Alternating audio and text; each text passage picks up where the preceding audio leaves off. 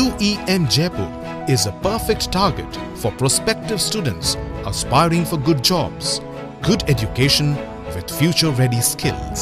Good morning TV nine Bangla আপনাদের প্রত্যেককে স্বাগত। লিমা রয়েছে আপনাদের সঙ্গে। সকাল থেকে নজর রয়েছে আমাদের দিল্লির দিকে, তার কারণ আজকে আবারও দিল্লিতে বাংলার মুখ্যমন্ত্রী। কিন্তু কি কারণে আজই দিল্লি যাবেন শুভেন্দু অধিকারী? প্রধানমন্ত্রী নরেন্দ্র মোদীর সঙ্গে বৈঠক করবেন তিনি।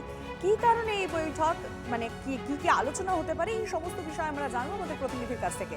জ্যোতির্ময় কর্মকার রয়েছেন। জ্যোতির্ময়, 2014 সালে ভারতের ক্ষমতায় এসেছিলেন প্রধানমন্ত্রী নরেন্দ্র মোদী এবং গতকাল সরকারে থাকার বাদা প্রধানমন্ত্রী হিসেবে তিনি 12 বছর পূর্ণ করলেন।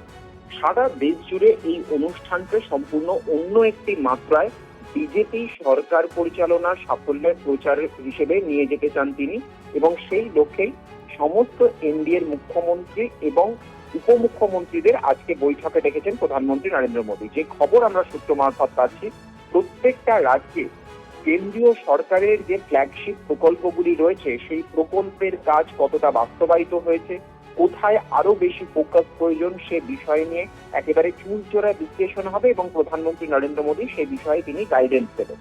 দ্বিতীয়ত যে বিষয় নিয়ে আলোচনা হবে তা হচ্ছে পশ্চিম এশিয়া যুদ্ধ পরিস্থিতির কারণে অর্থনীতিতে যে প্রভাব পড়েছে, সেক্ষেত্রে প্রত্যেকটা রাজ্য যে যে সমস্যার সম্মুখীন হচ্ছে এবং কেন্দ্রীয় সরকারের তরফ থেকে যে পদক্ষেপ করা হচ্ছে সেই বিষয়টি নিয়ে আলোচনা করা হবে।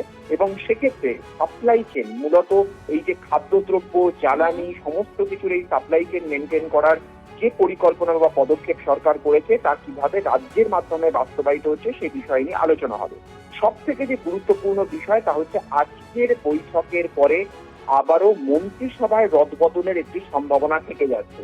সেক্ষেত্রে এনডিএ শরিক যে দলগুলি রয়েছে তাদের শাসনে যে রাজ্যগুলি রয়েছে সেখানকার মুখ্যমন্ত্রী যেমন চন্দ্রবাবু নাইডু রয়েছেন বা অন্যান্য জায়গার মুখ্যমন্ত্রীরা রয়েছেন যারা অন্য দলের কিন্তু এনডিএ শরিক, তাদের সঙ্গে প্রধানমন্ত্রী কি কথা বলেন বা তারা কি বলেন সেটা আজকের বৈঠকে যথেষ্ট গুরুত্বপূর্ণ। নজর থাকবে। ধন্যবাদ জ্যোতির্ময়।